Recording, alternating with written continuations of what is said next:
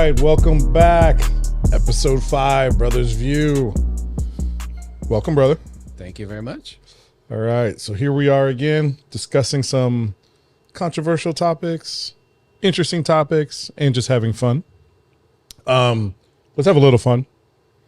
New Year's is around the corner. What's your New Year's resolution? Or have you thought about it? My New Year's resolution is to stick to my budget. Okay. Well, at least you have a budget, right? At least you have a budget. That's a step up. A lot of people don't even, work off of a budget. Yes. Just kind of free ball it.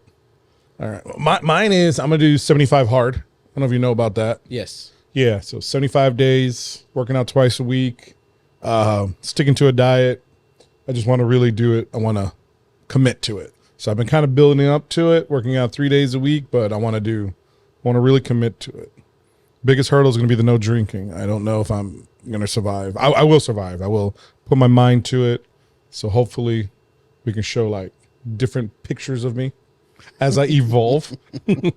So hopefully, Before and after? Yeah, before and after. Before, after, and during, So Episode hopefully, 5 versus episode 10 and 20. yeah, I want to be like, that looks like the guy who ate Carlos. Like I want to be the slimmer version. I want to be my best version of me. Fair enough. I want to be a new variant of myself. Variant. I like that one. Oh my God. Dude, I read this article. Do you remember Scott Baio, the guy from Charles in Charge? Yes. Did you know he was in Happy Days? Yes, of course. I didn't know that. So I was reading the article and it said Scott Baio from Happy Days. I'm like, bro, that's Charles in Charge. Okay. Happy Days was an old show when I was a child. Yeah, sure. But I still remember, what's the guy? Fonzie, right? Winkler, yes. Yeah. I remember. Yeah. And the director guy who did like Gladiator or whatever. Howard. Howard, right? He was in there. He started off. Yeah, but Very I young. had no idea Scott Baio was in. God, he must have been like really young, or Scott Baio's really old. No, he was young. Yeah. All right. Reason why he came up, I was reading articles. The golfer, golfer influencer Paige Spiranak. Right. All right. Well, so Scott Baio, his daughter is learning to play golf, and I think she posted a picture or something was posted on social media of her playing golf. I didn't see the image, but apparently somebody confused her for Paige Spiranak or something. And like they were like kind of like trash talking Paige or Scott Baio kind of trash talk Paige and said, no, this is not her. My daughter doesn't do that type of stuff. Something along those lines. And Paige Spiranak said, yo, man, never in a million years did I think Scott Baio and I would be at odds. And then I think she handled it really cool. Scott Baio came back and said, hey, apologize. Something got misconstrued in translation. And essentially, she was like, it's all good. I was a junior golfer, in my day, obviously. And I know how tough it is, how hard it could be if your daughter ever needs any pointers or whatever. I'll be more than happy to help her out. I just think she really handled it really well. I think she's really transformed herself because she tried to go pro. Didn't work out. I don't know if she wasn't good enough. Maybe she had too many off days or whatever. But essentially, I just think she handled it really well. And I think that especially in the celebrity space, when people start arguing on social media, it turns really bad, really ugly, really fast, and people end up getting canceled or something. You know what I mean? So I don't know. I just wanted to bring that up. I think she did real good. Actually, I'm going to take it a little bit more controversial there because I think this taps into a bigger problem that we have with our female athletes. And the fact that traditionally, a lot of athletic positions, particularly things like golf, tennis, have led to very lucrative careers beyond their sport. Yeah. For women. Okay. Actually, no, all athletes. I was about to say all athletes. All athletes. Yeah. However, as a general rule, when it comes to female athletes, the more friendly she is with the camera, the more successful those opportunities come. And what's happened is that suddenly we're in an era where any attractive female can create a social media influence and generate a substantial amount of income. We are now looking on those as if they were all the same. And while some ladies are using more sexually explicit material, Others are just doing basic activities. And I mean from cooking in the kitchen to talking about their issues.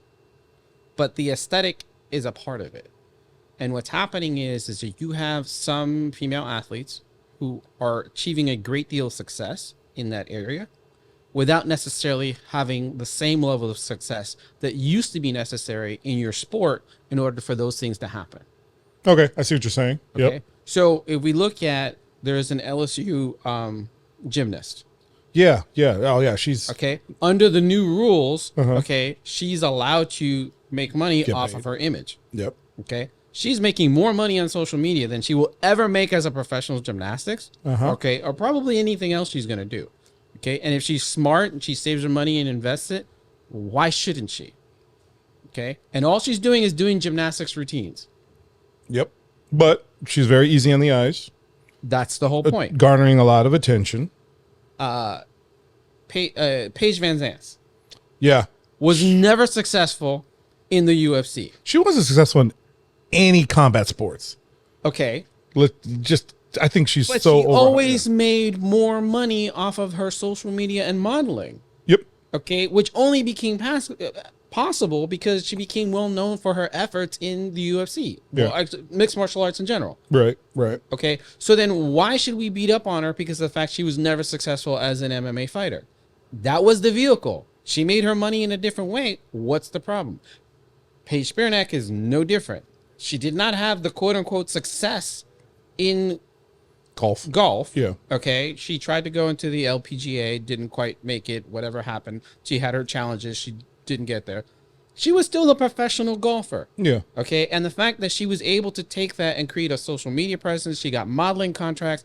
It's her fault that somebody came to her and say, hey, can you be a sponsor for our particular product? You know what I'm Yeah. saying? That she got those endorsements. She was able to pivot to her strengths. Okay, so now we have this whole attitude of like every single woman who's attractive, who chooses to use her beauty as a marketing tool for whether it be her issue or some product or somebody's coming and paying her to do this, we're going to put her in the same category as we're going to put her as a porn star. Oh damn! I want to. Not a porn star. Okay. Okay. Look. And you and I are probably the most underqualified individuals to have a authoritative opinion on this. All right, we're not the authority on this. I think the fact that we're not women, we can't really. But I'm gonna take what I suspect is a lot of females' point of view. I work hard at this. It's a sport. I train hard, countless hours, broken fingers, bones, noses, blood, sweat, tears, the whole nine. I worked hard to get here, and here you show up because you're very pretty, very whatever. You're on the same stage as me, treated as my equal, and you didn't put in a quarter of the time. You don't even have a quarter of my talent, but I got to fight you. And it kind of sucks for the female athlete who works this hard to be the best in this arena. And then this chick gets to show up just because she's pretty and we're treated at the same level. It's not right. It wouldn't happen in any sort of guy's sport. If we're talking, let's do apples and apples. Let's do UFC, right? I don't give a shit if the guy is a good looking dude and the other guy's ugly as hell. If he doesn't have the record or the I would even say the clout, because sometimes these guys come out of retirement, like right now, if Conor McGregor came out of retirement, he could probably get a title fight on the second fight, third. But you know what I mean? He can garner that shit because of what he laid out, and he's got the clout. No one's gonna give Conor McGregor a shot at a top seeded athlete because he's a good looking dude. It's not even gonna be in the conversation. But I feel like it's a double standard, and I get it. Sex is always gonna sell. So the prettier looking athlete is always gonna have what's the word, market share or whatever. But man, I just feel like it's unfortunate for another athlete who worked hard, and maybe this athlete could polish it up, get pretty, and maybe be on the same visual spectrum playing field model level, but she chooses to just focus on being a badass, doing arm bars, knocking people out, and shows up and like she's just kind of like, she's probably even gonna get paid less which I think totally sucks. But marketing is marketing, and this is the whole problem that we have with professional sports, and people need to recognize that. Okay, a lot of people would agree, and we're going to kind of stick on this little UFC kick right here, right? Yeah, I think it's the easiest to. Right, well, because the For comparison female- is yeah. there. Okay, Amanda Nunes is arguably one of the greatest fighters of all time. Mm-hmm. Okay? You could argue she was the best. I'm actually not a fan of hers, but nonetheless, her record stands for itself. Yep. Okay, she didn't get any of the marketing opportunities that were offered to Ronda Rousey. Yeah. True. Okay, why? Because Ronda Rousey looks nicer on camera. And Amanda Nunes cleans up really nice. She cleans up really She's nice. a very attractive woman, Yeah. but the bottom line is she doesn't look, and that's why I say the camera, because there's a difference between a woman being attractive and a woman that's going to look good on film and in on pictures camera. and marketing, mass appeal, all this other nonsense. Ronda Rousey fit that bill better. Okay? Mm-hmm. Her success came from a fighter. She had success unquestionably as a fighter. She was the dominant, most feared fighter for an extended period of time. Okay? But her record doesn't hold up to Amanda Nunes. Okay, but Amanda True. Nunes Yeah, will yeah. never make the kind of money that Ronda Rousey was making off of marketing. Because she doesn't check off the Hollywood boxes required. For lack Whoever of, makes these decisions for how they feel that they can market this person, exploit their appearance, their Right. notoriety, and what have you, just doesn't have it. Okay, and it is hard, and this is a double standard. You talk about we're not qualified in terms of speaking of women, but let's acknowledge the fact that there's a double standard for a female, okay, to transition into some sort of marketing position, be a figurehead, a face for a company when it comes to aesthetics. If she's not pretty enough, if she doesn't meet the necessary demographics that you are targeting for, she's not going to have success in it. right. With men, we never have this conversation. The only thing is the guy can't sound like a meathead.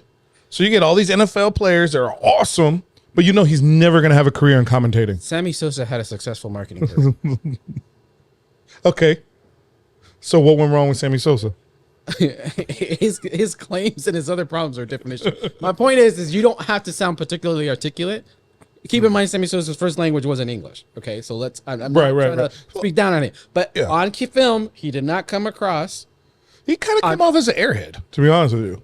I felt like he was airheaded. I don't know how much of that is language barrier. How much is that, how much preparation was given to these particular individuals. Right. He wasn't a trained actor. He was a professional. Maybe he athlete. wasn't polished There's a number of beforehand. different things, but the bottom line is he was still able to garner that success, even though, and maybe that's why he's not there anymore. Whereas you still have some professional athletes multiple years after their career. I think Sammy Sosa has mental issues. Well, That's probably okay. Let's talk about who's this guy? Big Papi Ortiz, Dominican, just like Sammy Sosa, but the camera loves him, and English is not his first language either. But he put it together. So maybe are we saying that Big Papi had better people around him to prepare him, and Sammy Sosa didn't? I mean, Sammy Sosa was in contender to be a home run king or home run champion against the guy from the Red Sox, Mark McGwire.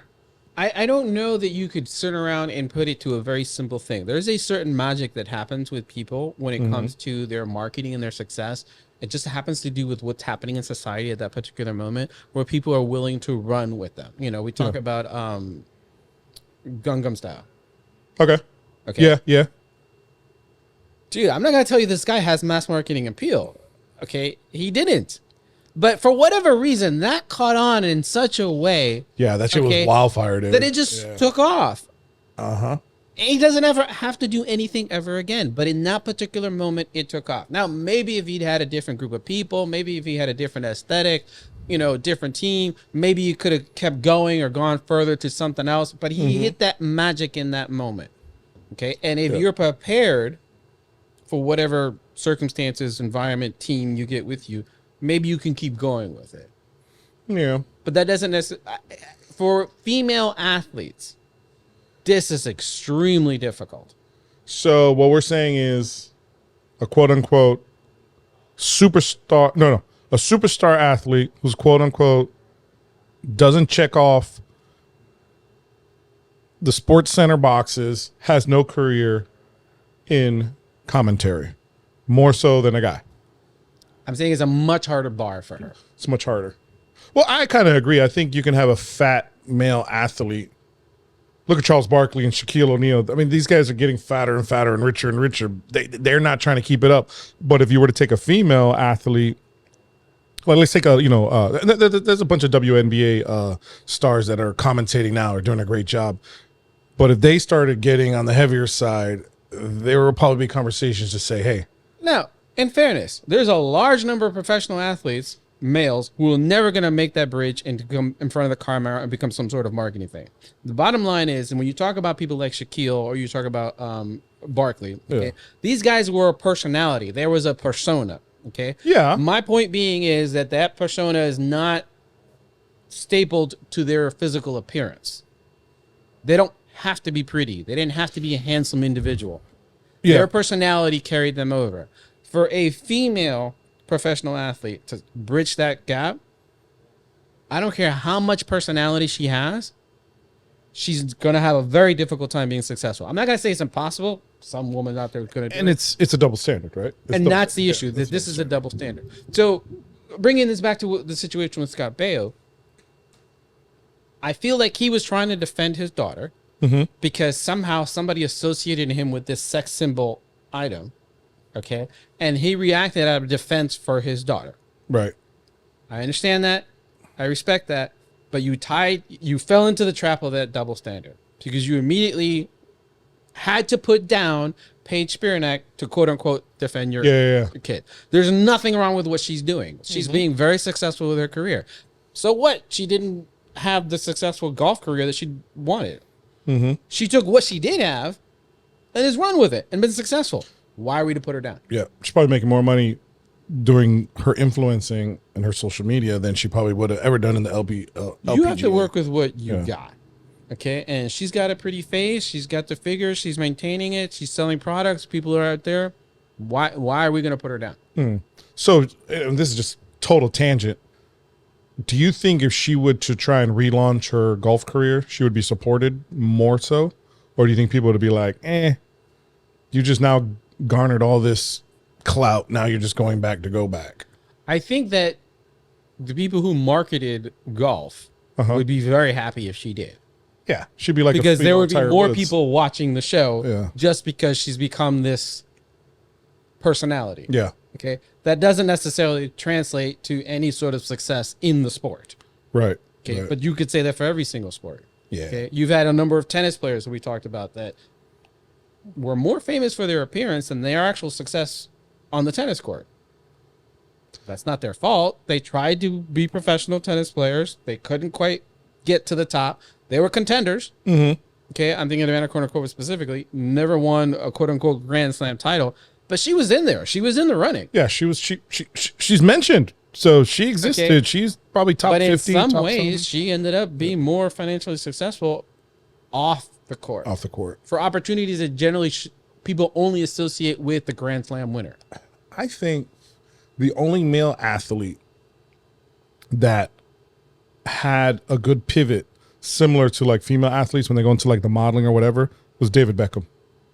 I think David Beckham is the only guy who probably made the same amount of money in his underwear as he did wearing Umbros. I think he did Calvin Klein for a while. I think he did perfume. I mean, like that guy is like had his modeling career going, made a shit ton of bread. Obviously was making money, you know, playing soccer in UK, came over to LA. I think it was like the LA Galaxy or something like that. He came into LA, made a shit ton of money there. And then now look what he's doing in Miami with I think it's the Miami FC. But that's the perfect example of the double standard. This man became viewed as a sex symbol. Yeah, but he had success based on the fact that he was viewed as a sex symbol. But it was easier for him to navigate that. And I don't feel like it was a double standard that worked for him. Where I think as of a female, I think if David Beckham got fat right now, nobody would be eating his lunch. Look at John Travolta. John Travolta was supposed to be the sexiest thing in the world. He got fat. We showed up on, what was the movie? Our favorite movie, one of our favorite movies, Pulp Fiction. Pulp Fiction. He showed up fat after like 20 years of being nowhere. All of a sudden we got fat John Travolta. I can promise you every woman mom's age thought that man was still good looking. It's like, oh my God, he's oh my God. But if you take, who did he play with in Greece? Olivia Newton-John. If she showed up in that movie, let's call it 40 pounds heavy, I promise you all the dudes that looked at her and thought she was the hottest thing in the world in Greece would have been like, oh my God, what is she doing on TV? Get her off.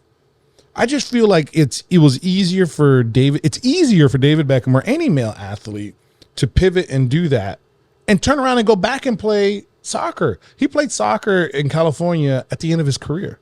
His career is over, right? He even got, I think they made a Netflix documentary about him, how he was getting chased out of the UK because out of London. I'm sorry, because he missed a goal in the Olympics. Some.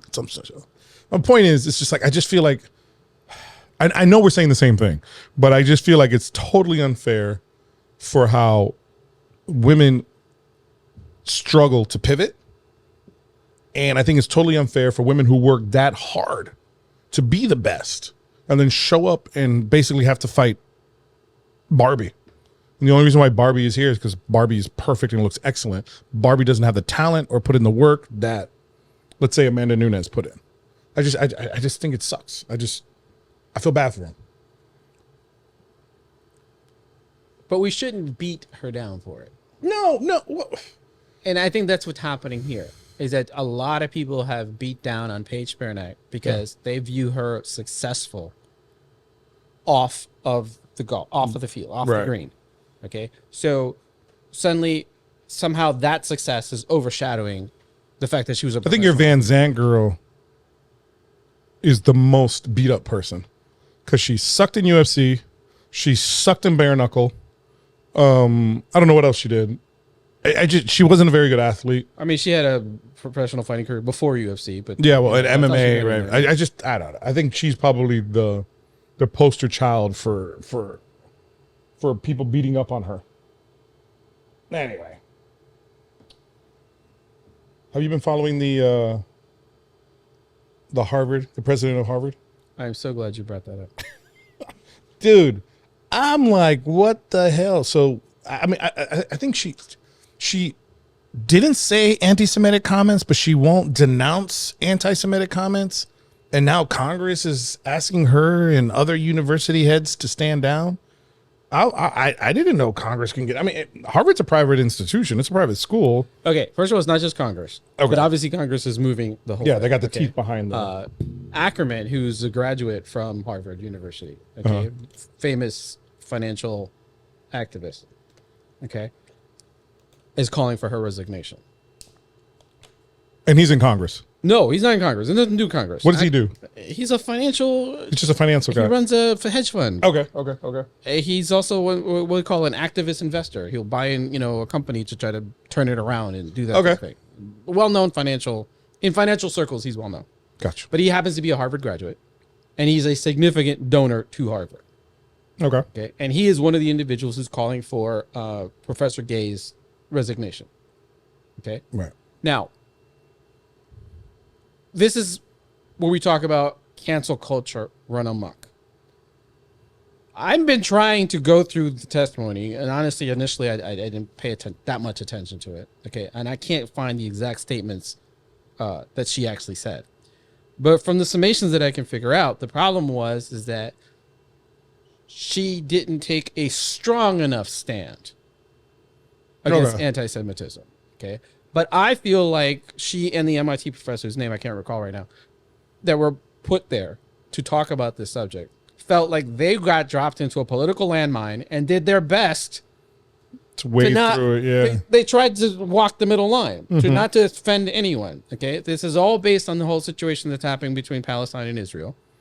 Okay. So this is a very hotly contested thing. Obviously, we're talking about a war, we're talking about lives, and we're talking about the impact of, and we talked about this on a previous segment, the lack of Israeli support because people are more sympathetic to the Palestinian cause. Right. Okay. There's an emotional landmine here. I think these guys tried to walk the line as best they could and not offended many people.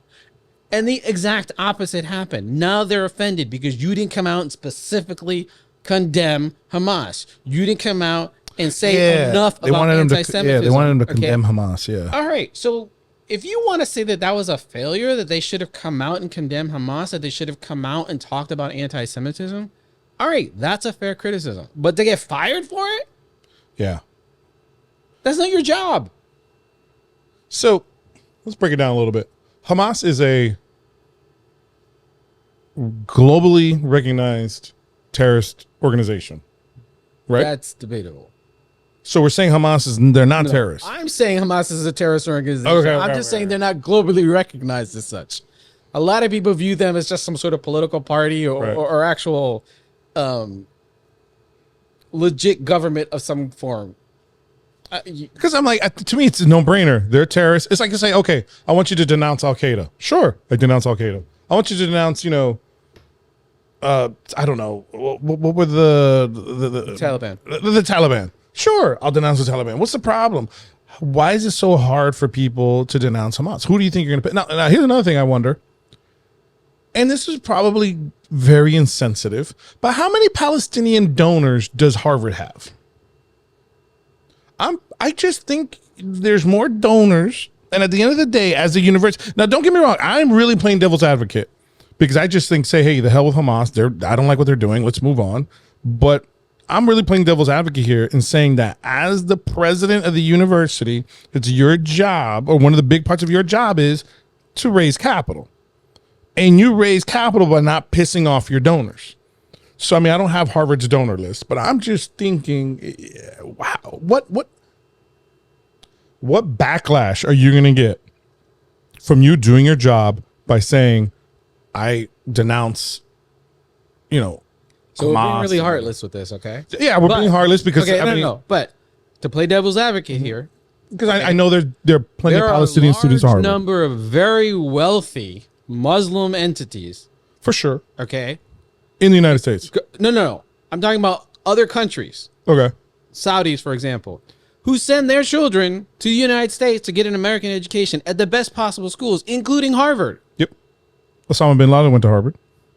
Those families have a lot of money. They are donors. Now, I don't know how we're going to rank how many Muslim influential families, because you said Palestinian, but bottom line is that when people talk about this, everybody wants to separate this into Muslim versus Jewish. Right. That's a retarded argument, but that is the argument that everybody keeps pushing forward. Yeah. Okay? Yeah. So people viewing the anti-Hamas vote as somehow an anti-Muslim.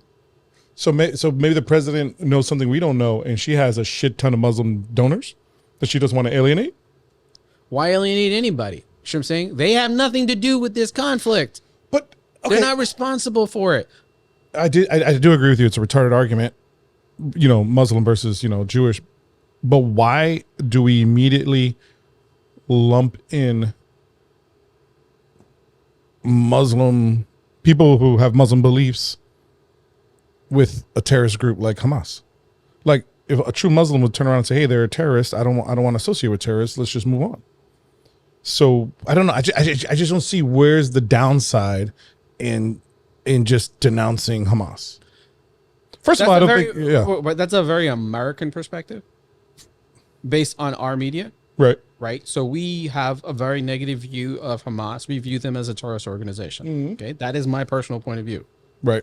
However, under a different media and a different government and a different society, they're viewing, quote unquote, as freedom fighters.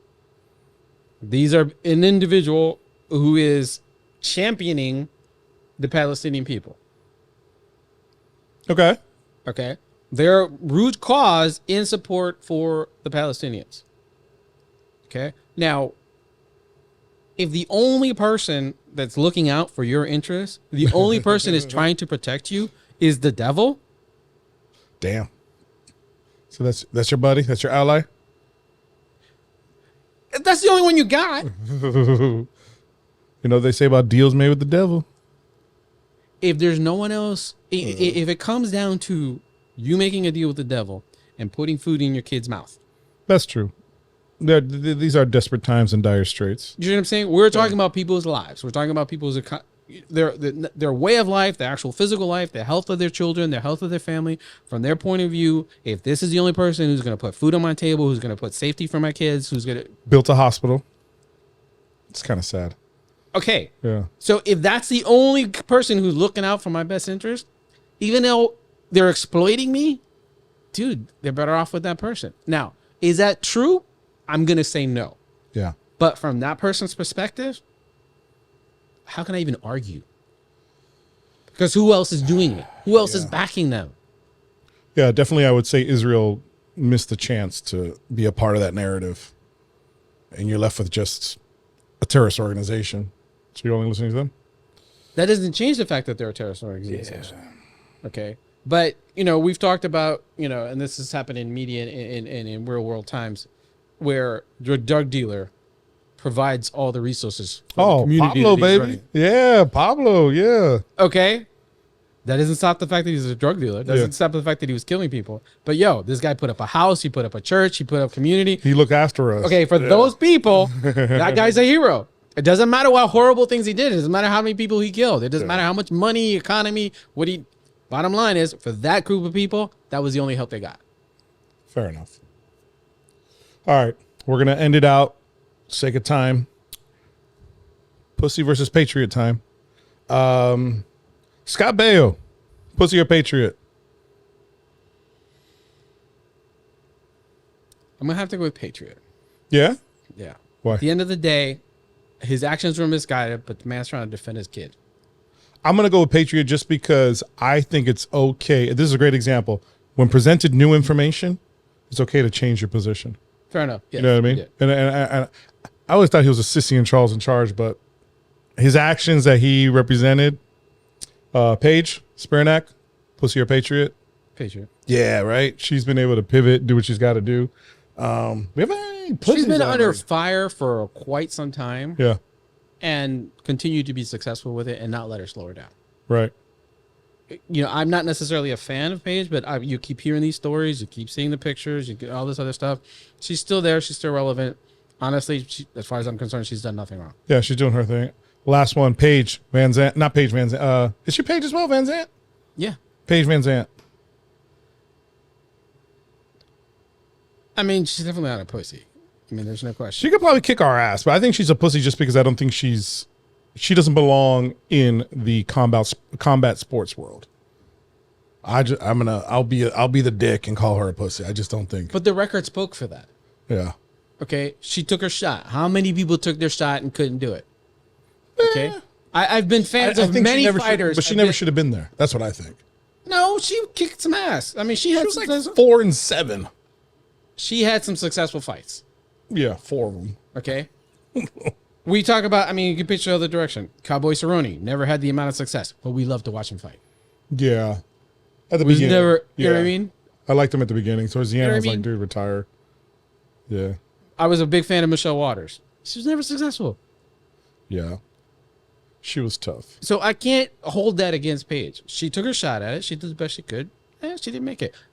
But she came out ahead. So you're calling her a patriot? Absolutely. All right. Well, I'm glad we disagreed. All right, guys. That's this episode of The Brothers View. Hope you enjoyed it. We definitely enjoyed having you guys, and look forward to seeing you on the next one. All right.